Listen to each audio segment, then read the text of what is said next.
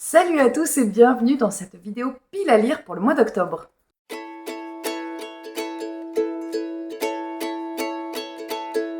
Et c'est au moment où j'allume la caméra que je me rends compte que je n'avais pas noté mes futures lectures, enfin les livres de ma pile à lire sur mon carnet, donc j'ai dû faire une petite pause afin de noter tout ça parce que sinon je risque de me mélanger les pinceaux avec les catégories. Je vous rappelle que pour ma part, je fais 8 catégories que j'ai définies moi-même.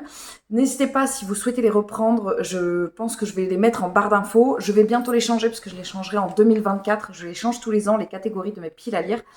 Mais n'hésitez pas à prendre ce que vous avez envie de prendre, ne pas prendre ce que vous n'avez pas envie de prendre. Bref, vous êtes complètement libre de vous servir de mes propositions ou non d'ailleurs. La première catégorie, c'est la catégorie empruntée. J'ai remis un livre que j'avais déjà mis, je pense, le mois dernier, Grand Passage de Stéphanie Leclerc, avec cette lecture que j'ai mis aussi sur le Pumpkin Autumn Challenge. C'est l'histoire de Loris qui voit des animaux morts s'animer jusqu'au jour où c'est le fantôme de son grand-père qui va venir lui rendre visite. J'ai très envie de le lire, donc je pense qu'il va y passer. Il est assez court, c'est un roman young adulte qui me tente énormément. Dans la catégorie Brive, j'ai mis Bépocalypse de Ariel Holz chez M+ Poche. J'avais pas dit avant, c'était chez Syros. Ici, on va suivre une bande de jeunes qui survivent dans une zone après apocalypse. Post-apocalypse, c'est ça, je me disais bien, post-apocalyptique. J'ai très envie de lire du posta, mais c'est vrai que j'en lis en ce moment et que j'en ai d'autres dans ma pile à lire, donc celui-ci sera peut-être pas une priorité, même si ça fait très longtemps qu'il me tente. Il est assez particulier parce que le livre est très lourd, je sais, c'est bizarre, mais il est très lourd et j'aime beaucoup le design, la mise en page du bouquin. Pour la catégorie pavé, j'avais commencé à lire la 4e de couverture et je me suis arrêtée parce que, en fait, c'est un auteur que j'aime tellement que je lis de toute façon ses bouquins. Pour la catégorie pavé, j'ai mis Tresse de la mer émeraude de Brandon Sanderson. C'est le premier de ses livres dans son projet secret. Il y en a plusieurs qui sont sortis. Ils sont pas tous, je sais plus s'ils sont tous, si je crois qu'ils sont tous sortis. Il y en avait 4. Celui-ci, moi, j'ai eu la chance de le gagner en exemplaire chez le livre de poche.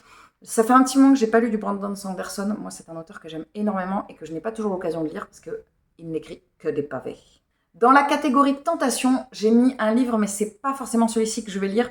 En tout cas, ce sera cette autrice. J'ai mis La dernière fugitive de Tracy Chevalier. Tracy Chevalier, moi, j'avais lu Prodigieuse créature que j'avais adoré.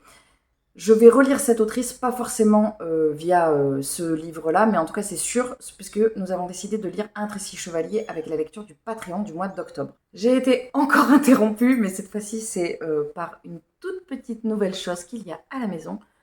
Je vous présente le nouvel habitant de cette maison, qui n'est pas du tout sevré, donc du coup j'ai peut-être quelques interruptions à faire pour donner des petits biberons ou m'occuper de cette toute petite boule de poil. Dans la catégorie suivante, la catégorie challenge, j'ai mis Dans la forêt de Jean Egland. Je ne sais jamais comment ça se prononce. Chez Totem, c'est une lecture. Pour moi, ce sera le challenge ce sera la lecture pour le challenge. Ramasse tes feuilles. C'est de la lecture avec une thématique automnale, puisqu'on est sur la fin de quelque chose, puisqu'on est sur la fin du monde. Et on est beaucoup sur la fin du monde, souvent dans mes lectures. La catégorie suivante, c'est la catégorie suite de saga, enfin saga en cours. Et comme j'ai sauté la catégorie 7, qui est la catégorie Pratchett, j'ai mis 5 livres dans celle-ci. Parce qu'il y avait plein de sagas que j'avais envie de continuer. Donc du coup, c'est vraiment celle que j'ai, la catégorie que j'ai le plus nourrie.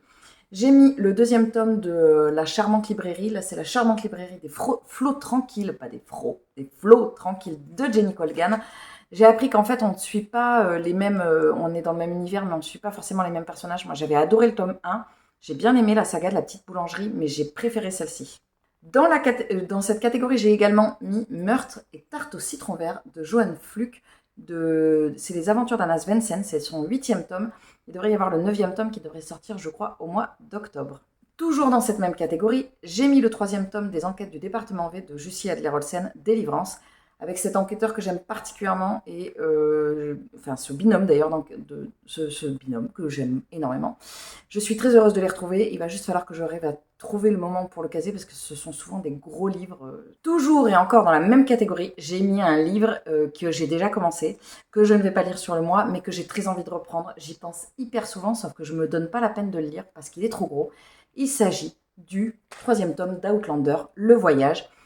Il y a une thématique sur cette pile à lire que je ne vous dévoilerai pas. On va voir si vous la trouvez, si je vous la dévoilerai. quand même, parce que du coup, vous ne pourrez pas savoir. Mais il y a une thématique sur cette pile à lire, et j'étais obligée de caser du coup ce 3e tome, et puis j'ai trop envie de continuer à Outlander. Et enfin, dernier livre de cette catégorie, j'ai mis le 3e tome de la trilogie autour des araignées, de cette fameuse fin du monde qui est menée par les araignées. Destruction d'Ezekiel Boone, avec cette couve que j'aime beaucoup. Je crois que celui-ci, je l'ai mis également dans mon Pumpkin Autumn Challenge, je crois bien. Et enfin, dernière catégorie, Service Presse, j'ai mis Outaouais de Page Common chez M+ Édition, avec cette couverture qui est absolument magnifique. Chez M+ Édition, j'ai pas mal de livres en cours, donc du coup, je vais essayer d'en finir un avant de commencer celui-ci, mais c'est vraiment celui-ci qui m'a mené à cette maison d'édition. C'est celui qui me tentait le plus. On va suivre je sais pas ce qu'on va suivre. Il y a une histoire de vent, mais je sais pas ce qu'on va suivre en fait. Voilà, c'en est tout pour cette pile à lire que j'ai donc dû faire d'un seul bras, puisque je suis prise de l'autre bras. J'espère que ça vous aura donné des idées de lecture pour le mois d'octobre. Pour ma part, je pars pas forcément sur des lectures horrifiques parce que je pars une partie du mois d'octobre. L'an dernier, je m'étais prévu de dire Shining alors que j'étais isolée. Je l'ai fait, hein, mais je vous avoue que j'étais pas hyper méga sereine, même s'il était bien moins flippant que ce que je pensais. Donc, je sais pas si je vais partir avec des lectures flippantes en plus d'être isolée. N'hésitez pas à mettre en commentaire ce que vous avez prévu de lire sur ce mois d'octobre, s'il y a vraiment une lecture que vous avez hyper envie de faire, ou au contraire, si vous laissez complètement libre. J'ai eu comme un énorme bug, je me suis dit tout d'un coup, mais octobre, c'est le mois prochain, je croyais qu'on était déjà en octobre. Je suis complètement azimutée en ce moment. Donc, il me reste, n'hésitez pas à me dire s'il y a vraiment une lecture que vous avez très envie de faire. N'hésitez pas à me mettre en commentaire si une de ces lectures vous tente en lecture commune pour qu'on puisse se caler ça. Il ne me reste plus qu'à vous souhaiter une très bonne journée, une très bonne semaine, un très bon mois, une très bonne année. Et je vous dis évidemment à très vite dans une prochaine vidéo. Salut!